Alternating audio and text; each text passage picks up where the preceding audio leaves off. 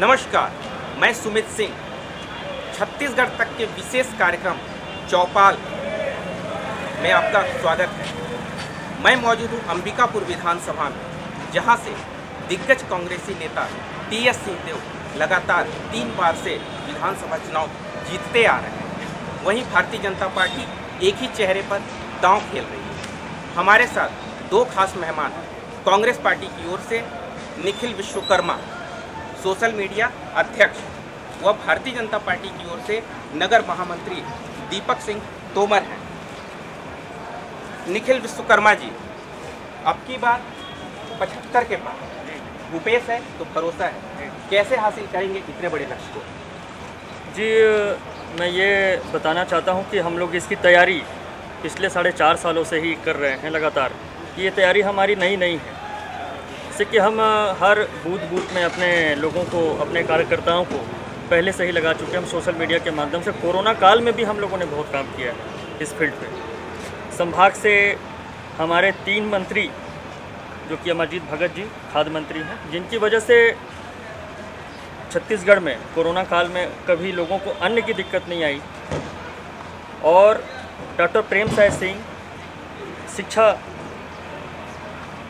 के क्षेत्र में जो काम किए हैं, वो लॉकडाउन में भी जो पढ़ाई हुई है बच्चों की, वो लोगों से अछूता नहीं रहा है। और सबसे बड़ी बात स्वास्थ्य का मामला था।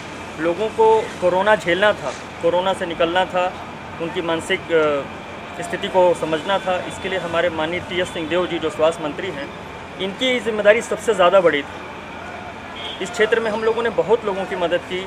हम लोगों ने घर घर लोगों को जा के सेवाएं दी, और कई लोगों को, कोरोना के पेशेंट्स को हम लोगों ने घर से लाकर अस्पताल में भर्ती भी किया, और कई सारे लोगों को हमने घर भी पहुंचा दिया, और मृत्यु दर काफ़ी कम थी। और दूसरी चीज़, भूपेश से तो भरोसा है। इसके लिए मैं आपको बता दूं, पिछले विधानसभा चुनाव के दौरान आपको याद होगा, नरेंद्र मोदी जी आए थे अंबिकापुर पीजी कॉलेज ग्राउंड में, जिन्होंने लाल किला बनवा कर भाषण दिया था कि ये जो राज दरबारी हैं, इनको हमको जड़ से उखाड़ के फेंकना है। पर हुआ क्या? राज दरबारी उखड़ गए? नहीं, हम यहाँ के 8 विधानसभा जीत चुके हैं। दूसरी बात, भाजपा है, भारतीय जनता पार्टी है, वो डर की राजनीति जो कर रही है, ये ज़्यादा दिन नहीं चलने वाला। कारण क्या है कि अमित शाह जी उस वक्त महाराजा श्री टी.एस. सिंहदेव जी के घर के पीछे अपना हेलीकॉप्टर उतार के कहे थे कि सिंह दरबार में हेलीकॉप्टर उतारूंगा। तो ये डराने की राजनीति है। पर कांग्रेसी हैं हम डरेंगे क्यों? दूसरी बात, हम इंसानियत के साथ चलते हैं, प्रेम भाव के साथ चलते हैं। नफरत की राजनीति हम नहीं करना चाहते। कई सारी चीज़ें हैं, जैसे हम सत्ता में आए, सत्ता में आने के पहले जो था, भूपेश बघेल जी मुख्यमंत्री जो अभी हैं, वो उस समय प्रदेश अध्यक्ष हुआ करते थे, और टी.एस. सिंहदेव जी नेता प्रतिपक्ष हुआ करते थे। उस दौरान मुझे ये जिम्मेदारी दी गई थी सोशल मीडिया की। हम लोग उस समय से काम कर रहे हैं, और अच्छा खासा आप लोगों ने सोशल मीडिया में काम किया हुआ है, और आगे भी करते आएंगे। और चुनाव के दौरान स्वास्थ्य मंत्री जी जो अभी हैं वर्तमान में, उनके द्वारा जो घोषणा पत्र तैयार किया गया था, आज उसी की देन है छत्तीसगढ़ में कांग्रेस की सरकार बनी हुई। और भूपेश बघेल जी, वो तो पुराने मध्य प्रदेश में कैबिनेट मंत्री रह चुके हैं, उनका अनुभव भी काम आया। तो ये दोनों चेहरे बहुत बड़े चेहरे हैं। ये दोनों चेहरे छत्तीसगढ़ में फिर से नया कमाल करने वाले हैं। और जैसे ही हम सरकार में आए, आपको याद होगा, जैसे कि कर्जा माफ़ी का मुद्दा आया था, तो चुनाव जीतने के बाद आर.पी.एन. सिंह जी, शैलेश नितिन त्रिवेदी जी, जसबीर सरगिल जी, और राधिका खेड़ा जी, जो कि पवन खेड़ा जी की बेटी हैं, इन लोगों ने गंगा जल हाथ में ले करके कसम खाया था कि जैसे ही छत्तीसगढ़ में कांग्रेस की सरकार बनेगी, हम लोग कर्जा माफ़ कर देंगे। उसको जो भारतीय जनता पार्टी के जो लोग हैं, उसको ये मुद्दा बना रहे हैं, झूठ फैला रहे हैं कि हम लोगों ने शराबबंदी का ये मामला उठाया था, और शराबबंदी के लिए ही हम लोगों ने गंगा जल को हाथ में लेके कसम खाया था। मैं इसका वीडियो दिखा सकता हूँ। रोहित सरदाना जी उस टाइम जीवित थे, मैं उनको श्रद्धांजलि देता हूँ। वो आप ही की टीम के मेंबर हैं और उस समय मैं उस न्यूज़ चैनल को देखा करता था। अचानक मैं उस न्यूज़ को देखा था तो रोहित सरदाना जी ने इस न्यूज़ को प्रसारित किया था। तीसरी बात, कांग्रेस विकास के बड़े बड़े दावे कर रही है, सच्चाई क्या है भारतीय जनता पार्टी के बात? पहले तो मैं यहाँ पे इस कार्यक्रम में, आज तक के कार्यक्रम में पधारे सभी लोगों का स्वागत करता हूँ। और मेरे छोटे भाई और जो कांग्रेस के युवा चेहरे यहाँ पे हैं, निखिल विश्वकर्मा जी ने जैसा बताया, तो वो फुटेज मेरे को लगता है छत्तीसगढ़ के आज प्रत्येक जनता के पास होगा कि कैसे इन्होंने शराबबंदी के नाम पे गंगा जल हाथ में लेके वादे किए थे और पूरे छत्तीसगढ़ की जनता से और ख़ासतौर से माताओं बहनों से कि हम जैसे सत्ता पे आएंगे 24 घंटे के अंदर पूरी तरीके से छत्तीसगढ़ में शराबबंदी करेंगे। लेकिन इस पे मैं कहता हूं कि इन्होंने कहीं ना कहीं मानवता को शर्मसार किया। अब आप सभी लोग जानने का प्रयास करेंगे कि मानवता को इन्होंने शर्मसार कैसे किया। तो जब कोविड जैसे महामारी से पूरा देश नहीं, हमारा ही देश नहीं, पूरा विश्व जूझ रहा था, उस समय हमको ये देखने को मिला कि केंद्र की हमारी जो मोदी जी की सरकार है, देश के यशस्वी प्रधानमंत्री जिनको आज पूरे विश्व का सबसे लोकप्रिय और सशक्त नेता माना जाता है, वो कैसे हमारे देश के प्रत्येक व्यक्ति की जान माल की रक्षा की जा सके, जान की रक्षा की जा सके, कैसे उनको दवाई सुलभ कराई जा सके, कैसे वैक्सीन तैयार की जा सके, इसके लिए सतत अपने सभी साइंटिस्ट, सभी सहयोगी लोगों के साथ दिन रात एक किए पड़े थे। तो वहीं पे मानवता को मैंने, जैसा पहले भी कहा, कि शर्मसार करने वाली बात छत्तीसगढ़ में हमें देखने को ही मिली कि दवाई की बात तो छोड़ दीजिए, इन्होंने शराब को और 2 कदम आगे बढ़ते हुए होम डिलीवरी के नाम पर घर घर पहुंचाने का काम किया और घर को तोड़ने का काम किया, माताओं बहनों को आहत करने का काम किया और अपने वादों से मुकरने का काम किया। इसके साथ ही भाई बता रहे थे कि हमने जैसे ही शासन सत्ता में आए, हमने 24 घंटे के अंदर कर्जा माफ़ किया जो किसानों से वादा किया था। बहुत अच्छी बात, मैं आपने जो कहा था किया, लेकिन आप सभी को जानना चाहिए कि ये जो कोऑपरेटिव सोसाइटी है, सिर्फ उसी के ये कर्जे माफ़ किए हैं। बाकी अगर किसी ने बैंक ऑफ बड़ौदा से लिया है, किसी ने ग्रामीण बैंक से लिया है, किसी ने SBI से लिया है, तो वह आज भी किसान जो लोन लिया है उस लोन को पटाने के लिए दिन रात अपना मेहनत कर रहा है, परेशान है। उन बैंकों का कहीं से भी कर्जा माफ़ी में कोई भी सूची में नाम नहीं है। तो एक तरीके से वहाँ पे भी इन्होंने छलने का काम किया। जैसा भाई मेरे बता रहे थे कि भूपेश है तो भरोसा है, निश्चित है भूपेश है तो कहीं ना कहीं जनता को ठगने का काम किया और ठगने का काम भरोसा देकर काम किया इन्होंने। मैं तो कहूँगा कि जुबान घोटाला, जुबान मतलब अपना वादे करके, 36 वादे करके। आज मैं एक वीडियो भी देख रहा था कि हमारे जो स्थानीय विधायक हैं और इस प्रदेश के यशस्वी स्वास्थ्य मंत्री हैं माननीय श्री TS सिंहदेव जी, कैसे राहुल गांधी जी के सामने अपनी मैनिफेस्टो जो 36 वादे हैं सर सर सर सर करके पूरा एक महिमा मंडित किए जा रहे थे। लेकिन आपको बता दूं मैं कि ऐसा कोई भी वादा अगर पूरी ईमानदारी से अगर छत्तीसगढ़ के प्रत्येक व्यक्ति से पूछा जाए, युवा से पूछा जाए, बुजुर्गों से पूछा जाए, माताओं बहनों से पूछा जाए, तो एक भी वादों को उन्होंने पूरा नहीं किया। और कहते हैं कि कांग्रेस का मतलब घोटालों की बात करें तो कांग्रेस का चोली और दामन का साथ है घोटालों की बात को लेके।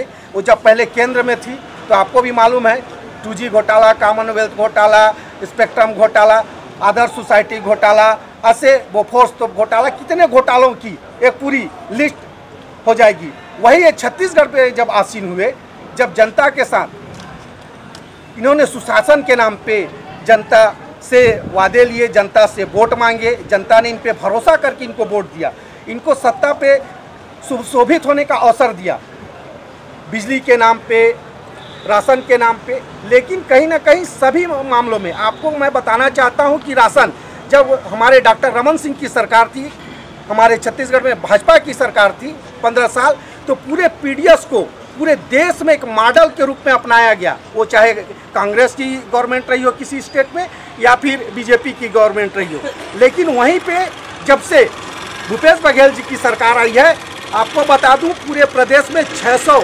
करोड़ रुपए का घोटाला आप सभी के सामने उजागर है। इसमें 50 करोड़ का घोटाला तो अपने स्थानीय सरगुजा जिला में, हम दूर की बात क्यों करें यहाँ पे, और उसमें प्रामाणिकता के साथ मैं आप सभी को कहना चाहता हूँ, इस मीडिया के माध्यम से आप लोगों को जानना चाहिए कि 41,000 टन जो है उसका घोटाले का तो कि घोटाला हुआ, इसको स्थानीय कलेक्टर ने, सरगुजा के यशस्वी कलेक्टर ने माना है कि हाँ ये घोटाला हुआ है। आप देखें जमीन के नाम पे कैसे इनके लोग दबंगई करके यहाँ पे क्या बोलते हैं सीतापुर के अंबिकापुर के दिग्गज कांग्रेसी नेता टीएस सीधे स्वास्थ्य मंत्री हैं। अंबिकापुर मेडिकल अस्पताल की स्थिति कैसी है, आइए जनता के बीच जवाब दें। अंबिकापुर मेडिकल अस्पताल की स्थिति कैसी व्यवस्था है? अभी अंबिकापुर मेडिकल अस्पताल में जाते हैं तो वहाँ देखा जाता है मरीज लाइन लगे रहते हैं, उनको बेड नहीं मिल पाता है और इतना असुविधा है, किसी को ब्लड की ज़रूरत है तो यहाँ ब्लड नहीं मिल पाता है मरीजों को, और असुविधा से किसी की भी जान भी चली जाती है। शिशुओं का जो वार्ड है उसमें भी देखिएगा पूरा असुविधा वहाँ की। ऑक्सीजन के अभाव में जान चला जाता है, 4 शिशुओं का जान चला गया ऑक्सीजन के अभाव में, जबकि केंद्र सरकार से यहाँ ऑक्सीजन के लिए प्लांट दी गई है, उसके बावजूद ये कंडीशन है। आप बताएं। अस्पताल की स्थिति में क्या बताऊं, काफ़ी ऐसे प्रयास तो किया जा रहा है, लेकिन जैसा प्रयास होना चाहिए उस दिशा की ओर नहीं जा रहा है। मरीज काफ़ी परेशान रहते हैं, उनको अच्छी व्यवस्थाएं नहीं मिलती हैं, ऑक्सीजन नहीं मिलता, कभी जनरेटर बंद हो जाता है, जनरेटर बंद होने के चलते कुछ बच्चे डेथ कर रहे हैं। ऐसी व्यवस्थाओं को उनको ध्यान देना होगा, क्योंकि उनका गृह जिला है, गृह जिला होने के कारण यहाँ व्यवस्थाएं काफ़ी होनी चाहिए। जैसे कोवैक्सीन की जो भाई बता रहे थे, निखिल भाई की, उस समय उन्होंने ध्यान दिया था, लेकिन कोवैक्सीन जब भारत में आई थी तो उन्होंने भारत की प्रोडक्ट थी, उन्होंने यहाँ के स्वास्थ्य मंत्री ने उसको रोका था, जो कि यहाँ के लोगों को ध्यान देना चाहिए। काफ़ी अव्यवस्थाएँ फैली हुई, जो बस स्टेशन में हम लोग जहाँ खड़े हैं ये भी भारतीय जनता पार्टी के द्वारा ही अरेंज किया गया था सुव्यवस्थित करने के लिए। काफ़ी समस्याएँ का अंबार लगा हुआ है। मैं समझता हूँ कि जनता को इसके माध्यम से जानना चाहिए। यहाँ के मतदाताओं का कहना है कि अंबिकापुर मेडिकल अस्पताल की स्थिति अच्छी नहीं है, आइए जवाब ले लेते हैं। जी, मैं ये बताना चाहता हूँ कि 2016 तक पुराने भवन में SNCU सिर्फ 12 बिस्तर था, जिसे 2018 में बढ़ाकर 18 बेड कर दिया गया। उसके बाद 2019 से 20 में माननीय स्वास्थ्य मंत्री श्री टी.एस. सिंहदेव जी के विशेष पहल पर 10,000 करोड़ रुपए का सैंक्शन किया गया है और वर्तमान में MCH भवन में शिफ्ट किया गया है, जिसकी संख्या 30 हो गई है। आज दिनांक को वर्तमान में कुल 42 बिस्तर SNCO संचालित हो रहा है, जिसमें पूरे संभाग के 5 जिलों के बच्चों का उपचार किया जा रहा है। अभी जो हालत ख़राब हुई है जो बच्चों की, उसमें आगामी 1 माह के अंदर 10 बिस्तर अतिरिक्त लगाने की शासन से प्रस्ताव भेज दिया गया था, जो कि स्वीकृत हो गया है।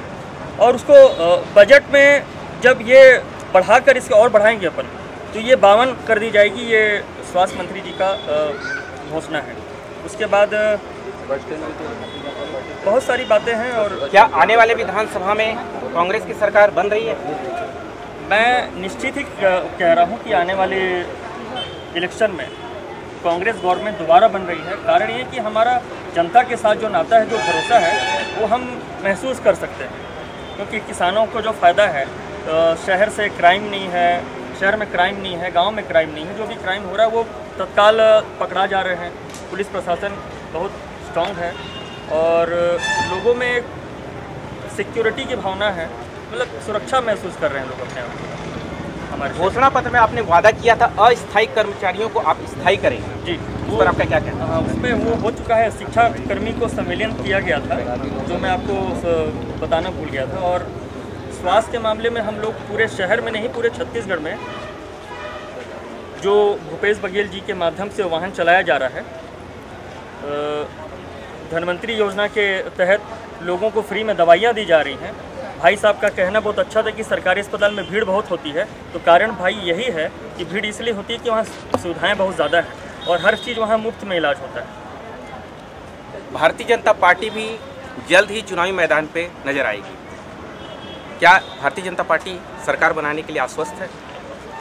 निश्चित ही 4.5 साल में छत्तीसगढ़ जो शांति का टापू कहा जाता था, डॉक्टर रमन सिंह की सरकार में जो हम कहें कि सेवा, सुशासन, गरीब कल्याण की जो बात करते हैं हम, तो हमने उसको यथार्थ में धरातल पे उतारा था और उसी का कारण था कि 15 साल लगातार हम शासन में रहे, क्योंकि जनता ने हम पे भरोसा किया था।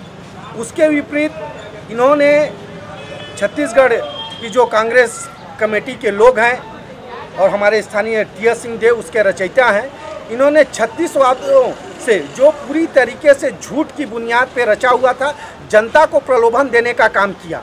और जनता जब उनके बहकावे में आई, दूसरा एक आश्वासन ये भी दिया गया था कि अगर छत्तीसगढ़ में कांग्रेस की सत्ता आती है तो कहीं ना कहीं छत्तीसगढ़ में टी.एस. सिंहदेव जी मुख्यमंत्री का चेहरा होंगे। दुर्ग में वही था कि आज जो हमारे वर्तमान में गृह मंत्री हैं वो सीएम का चेहरा होंगे, बस्तर में कोई और होगा। ऐसे करके इन्होंने जनता को हर पहलू में, हर प्लेटफॉर्म पे ठगने का काम किया।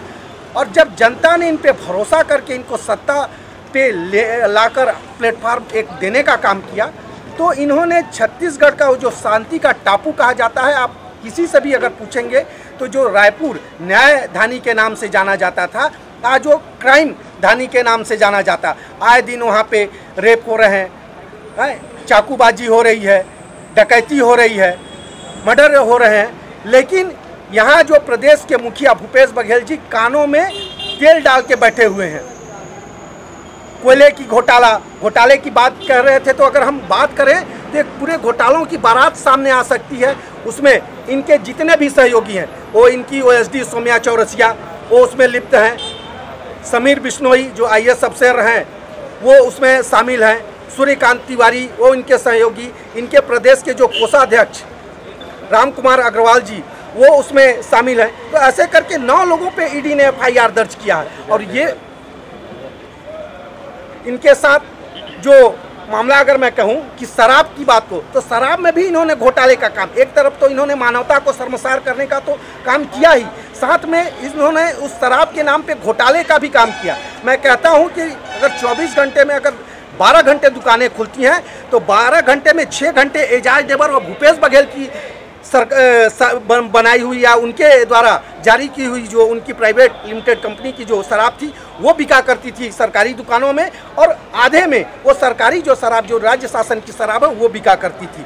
उसके नाम पर भी आप सभी को मालूम है कि 2000 करोड़ के घोटाला ये शराब पे आया है, जिसमें अनवर ढेबर जो एजाज ढेबर इनके जो स्थानीय भूपेश बघेल जी के सबसे करीबी और सहयोगी माने जाते हैं और रायपुर के महापौर हैं, कांग्रेस के बहुत दिग्गज चेहरे हैं, प्रियंका जी के भी काफ़ी करीबी माने जाते हैं। उनके भाई का 100 करोड़ की संपत्ति तो ईडी ने अटैच किया है, सीधे सीधे उनका नाम FIR में है। उसके बाद तो मुझे लगता है कि भूपेश बघेल जी को नैतिकता के आधार पर वैसे भी इस्तीफा दे देना चाहिए। और दूसरी बात, आप जैसा बता रहे थे कि इस प्रदेश के कद्दावर नेता और हमारे स्थानीय विधायक टी.एस. सिंहदेव ने खुद माना कि जो प्रधानमंत्री जी की महत्वाकांक्षी योजना है कि हर गरीब का पक्के मकान का सपना पूरा हो, ऐसे 16 लाख परिवारों का जो पैसा था भूपेश बघेल जी ने केंद्र को वापस कर दिया। कांग्रेस हो या बीजेपी, दोनों ही प्रदेश में अगले विधानसभा चुनाव में सरकार बनाने के लिए आश्वस्त हैं। अंबिकापुर विधानसभा से चौपाल में अभी के लिए बस इतना ही। सुमित सिंह, अंबिकापुर।